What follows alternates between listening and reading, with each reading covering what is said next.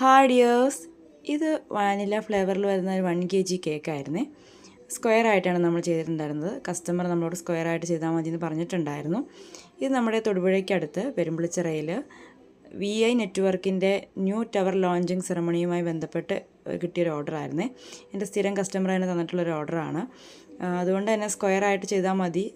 നമുക്ക് ഏറ്റവും പീസ് മുറിക്കാൻ എളുപ്പവും നമുക്ക് ആൾക്കാർ കൂടുതലുണ്ടെങ്കിൽ പീസ് എത്തിക്കാൻ എളുപ്പവും സ്ക്വയർ കേക്കുകൾ തന്നെയാണ്. അതുകൊണ്ട് എന്തെങ്കിലും റെയറായിട്ടാണ് നമ്മൾ സ്ക്വയർ റെക്റ്റാങ്കിളൊക്കെ ചെയ്യാറുള്ളൂ.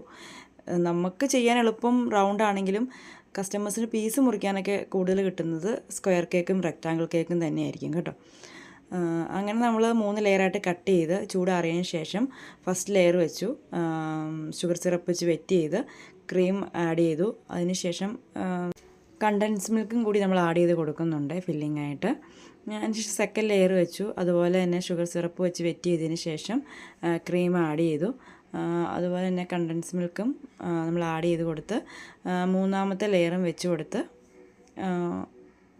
ഫസ്റ്റ് കോട്ടിങ് ഫിനിഷ് ചെയ്യുന്നുണ്ട്. Condensed milk vanilla plain flavour ആണെങ്കിലും നമ്മൾ കണ്ടൻസ് മിൽക്ക് ആഡ് ചെയ്ത് കൊടുക്കാറുണ്ട്. അങ്ങനെ ഫൈനൽ ലെയറും കൂടി വെച്ചതിന് ശേഷം ഇത് ഞാൻ നൈറ്റ് ചെയ്തൊരു വർക്കായിരുന്നു. രാവിലെ ഒരു 9 മണി 9:30ക്ക് മുമ്പ് അവർക്ക് വേണമായിരുന്നു.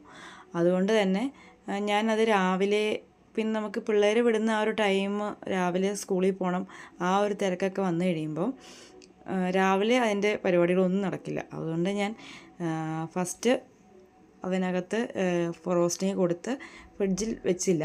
കംപ്ലീറ്റ് ആയിട്ട് തന്നെ ഫൈനൽ കോട്ടിങ്ങും കൂടി ചെയ്തെടുക്കുകയാണ് ചെയ്തിട്ടുള്ളത്. കാരണം അങ്ങനെ കംപ്ലീറ്റ് ആയിട്ട് ഫൈനൽ കോട്ടിങ് കൂടി ചെയ്തിരിക്കുകയാണെങ്കിൽ പിന്നെ ലാസ്റ്റ് ഫൈനൽ വർക്ക് മാത്രമാണല്ലോ പിന്നെ ഉണ്ടാവുള്ളൂ. രാവിലെ പിള്ളേരെ വിടുന്നത് അവർക്കും ഒരു 8:30 8:45 ആ ടൈമിൽ പോകണം. പിന്നെ കേക്ക് ഒരു 9 മണിക്ക് ആകുമ്പം കൊടുത്തു വിടണം. അപ്പോൾ എല്ലാം കൂടി ഓടിയെത്തില്ല. അപ്പോൾ അതുകൊണ്ട് ഞാൻ ഫൈനൽ കോട്ടിങ്ങും കൂടി ചെയ്തിട്ടാണ് വെച്ചിട്ടുണ്ടായിരുന്നത്. നമുക്ക് ഈ റൗണ്ട് കേക്ക് ചെയ്യുന്നത്ര ഈസി അല്ല കേട്ടോ ഈ സ്ക്വയർ കേക്ക് ചെയ്യൽ. സ്ക്വയർ കേക്കിൻ്റെ എഡ്ജും സൈഡൊക്കെ ഫിനിഷ് ചെയ്തെടുക്കൽ താമസവുമാണ്. അതുപോലെ തന്നെ ഫിനിഷിങ് കിട്ടാനും കുറച്ച് പാടാണ്. റൗണ്ട് കേക്ക് ആകുമ്പോൾ നമുക്ക് കുറച്ചും കൂടി ഈസിയാണ് ചെയ്യൽ.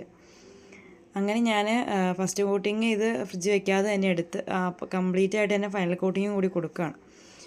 അങ്ങനെ സൈഡും മുകൾ ഭാഗം ഞാൻ ബ്രഷ് വെച്ചിട്ടാണ് ചെയ്യാറുള്ളത്. സൈഡും അതുപോലെ തന്നെ ഫിനിഷ് ചെയ്ത് കംപ്ലീറ്റ് ചെയ്യുന്നുണ്ട്.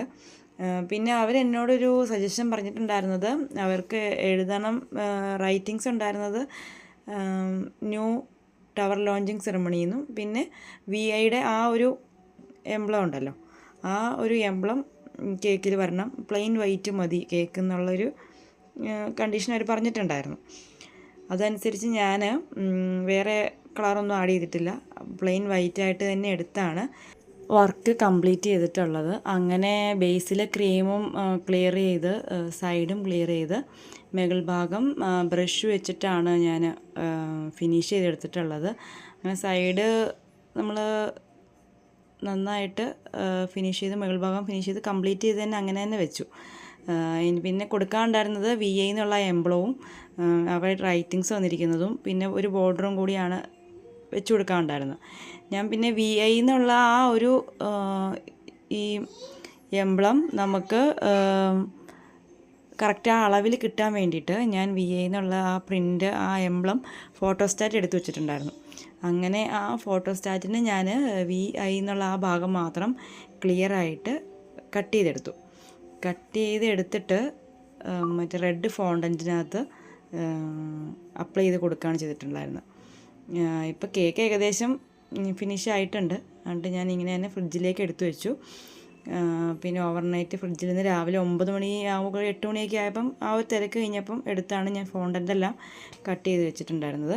ഇതുപോലെ പ്രിൻ്റ് എടുത്ത് ഇങ്ങനെ കട്ട് ചെയ്ത് റെഡും യെല്ലോയും ഇങ്ങനെ കട്ട് ചെയ്ത് കേക്കിലേക്ക് അപ്ലൈ ചെയ്ത് കൊടുത്തു, ഇങ്ങനെ വെച്ച് കൊടുത്തു.